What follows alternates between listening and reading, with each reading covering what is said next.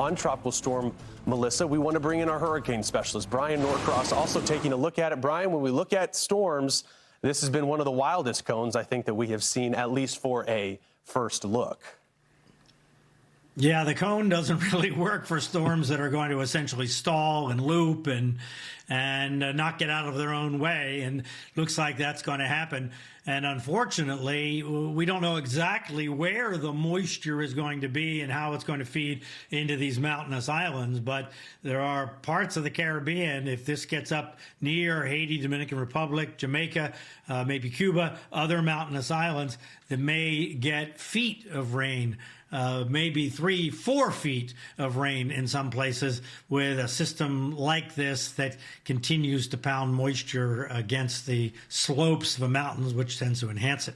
All right, here's the current situation. 50-mile-an-hour winds is what the estimate is from the Hurricane Center, 1,003 millibars measured by a ship that happened to be in the neighborhood. And so there's the system, and the center is over here, you can see. So the thunderstorms are back here, as we have seen with this system. Upper level winds are blowing in this direction, kind of tilting the thing over for now, but it's slowing down enough that it was able to develop a west wind on the bottom side of that circulation. So we end up with Tropical Storm Melissa. It has had the winds for a while. Here's the wider view on the visible satellite, and you can make out the upper level clouds, the wispy clouds here, kind of all blowing in that direction. So the upper level winds are blowing this way, but the lower level winds, you see them here, or these clouds moving that way, that's the trade winds. They're moving that way. So you have this going in the atmosphere like this, and that's why the thing is tilted over and why the intensification process is expected to be slow. These upper level winds, which is very normal for October, are expected to be there to some degree. Now, exactly the degree is an open question. There's where the model analyzes the center. It looks pretty accurate based on what we've seen over here. You can see these lines of clouds moving out. Those are an indication of moisture moving out into dry air. So there is dry air off to the east, so that's going to hold back the intensification process at least for a while, but as it sits over the super warm water, kind of all bets are off eventually. All right, here's that funky cone. Now, we don't normally do this. We put the line down the middle just so you can see kind of what's happening here. The idea is that the storm moves, kind of starts to turn to the north, and here by Friday, it's something near hurricane strength, slowly moving up toward Haiti and east of Jamaica. That's the idea, and there's decent consensus in the various forecast models that that's going to happen. And then when we look at Saturday and Sunday, the idea is that it just sits up there and maybe it makes a loop or whatever, stays in this general area, and we end up with a hurricane Saturday and Sunday, and this thing is likely to sort of increase in size. In other words, it doesn't continue the move to the north and head on out to sea, as some of the models have been indicating. This is the thinking of the Hurricane Center. Now, we have a wide variety of possibilities when we look at the models, but let's just look at one to start here, where we can look at this moisture. This is the European model, and you can see we're already getting a stream of moisture into the southern parts of Hispaniola. That's the big island there with the 10,000-foot mountains. That's Haiti and the Dominican Republic on it, and we have dry air here, so Jamaica in the clear. We get a little bit of moisture coming into the western part, especially of Puerto Rico.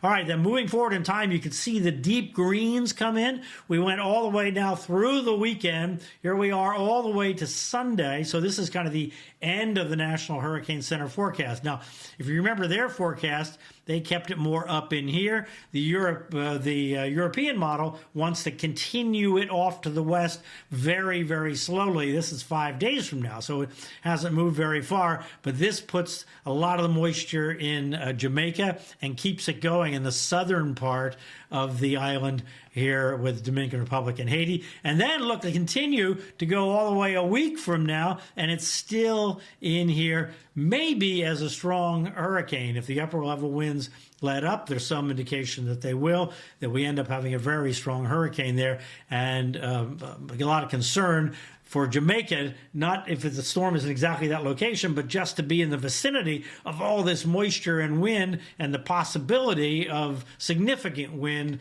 feeding that moisture into the mountainous islands.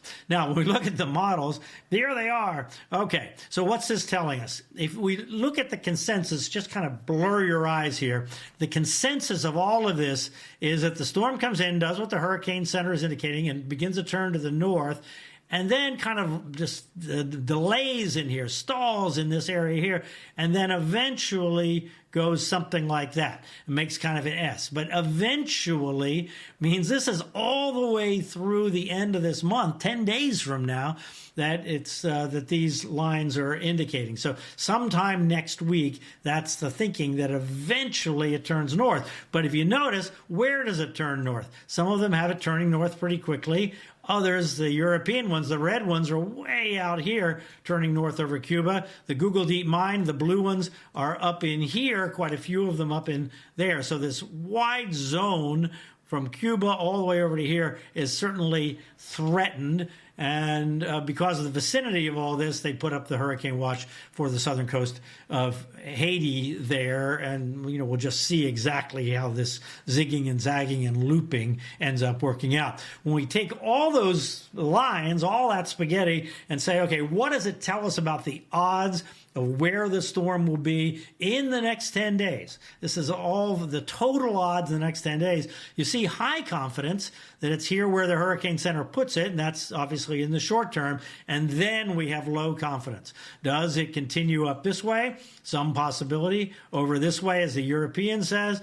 The Google Deep Mine tends to want to take it more like that in the middle of all this. So all open to possibility. The bottom line, though, is a long-lasting storm in the Caribbean. Why is it so long-lasting, and why is it zigging and zagging? Well, it's got to do with the jet stream. And here you see this. This is the storm right here. And here we have a dip in the jet stream over Florida. You can see it right there. Okay, here we are today, looking up here. Now we go forward in time, and we're going to go up to Thursday, though a couple days from now. And now you can see, look, the dip kind of is coming all the way down here and grabbing this and moving it north. So the GFS model actually says, okay, this is strong enough, the dip is strong enough, it's going to take it north up in this flow right here and take it over Hispaniola, Dominican Republic, Haiti, one of those two. So that's why that is. But the consensus is this is not strong enough to grab it. It's just going to nudge it to the north, as the Hurricane Center has indicated, and then it's going to move on, and we get a very flat flow in here that maybe has a little bit of a high pressure zone in there. It kind of nudges it off to the west, or maybe it doesn't move it much at all, and it's waiting for this dip here to drop down and come along, and that's sometime next week, depending on exactly the timing. And obviously, we're forecasting a week in advance, so nothing is perfect at that point. But it's in a situation here where we have high pressure to the east and the west, and nothing to really grab it and take it north. The huge threat here is rain, because, and potentially wind, but certainly rain. This is just a forecast through Friday, for example, and it just really depends on where worst of it is. But remember, right now, it's on the east side of the system. It's not all the way around the system. So Dominican Republic, especially the south coast, is a threatened zone here south of the big mountains, and then we'll just see. But certainly all of these mountainous islands, even Puerto Rico, in the moisture zone, we'll have to see exactly where the bands of moisture set up and how exactly the thing tracks and how they intersect with the mountains and so forth. But if you look at this just through Friday, here we have huge rain amounts here on the southern peninsula in Hispaniola. Look at this, in the 18 to 24 inch range just through Friday. And we're talking about this thing being in the neighborhood for a week or more. So this is, all indications are a very, very threatening situation for these areas, these mountainous islands. and countries there in the Caribbean. And downstream, of course, Cuba will be threatened as well if it takes a track like the consensus seems to indicate. Guys? Bryan, are you surprised with the issuance of the alerts from the National Hurricane Center? Do they make sense to you? I'm only asking because of the movement of Melissa. There is still some big questions on where it could be, and it's possible that on Saturday and Sunday it's still pretty far south, away from Jamaica and Haiti. Yeah, well, I mean, they just put up a tropical storm watch in Jamaica. That's Yeah. for a possibility and on the chance that it continues that way, right?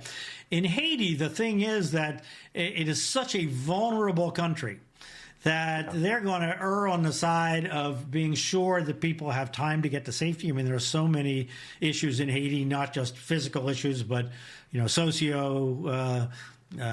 political issues and violence issues and all kinds of problems in Haiti. So, they're going to try and get an alert out. And notice they only put it on a kind of narrow part of the country that no doubt they think is extremely vulnerable, which it is. That peninsula is very, very vulnerable. It takes a long time for people to move to a safe spot. People live in very, very unsafe locations on that island, unfortunately. So I think they're just trying to alert people and give them plenty of time just in case. Yeah, it's worthwhile. I think it's the Matthew was looking it up. The Tiburon Peninsula. That's the where we have the hurricane Tiburon watch. Peninsula. Yeah. Exactly right. And Port-au-Prince. Right. So, all right. Well, this isn't the last conversation we'll have about Melissa. In fact, it's the first one we're having, with many more to come. Fox Weather Hurricane Specialist Bryan Norcross. Appreciate it. We'll talk to you again soon.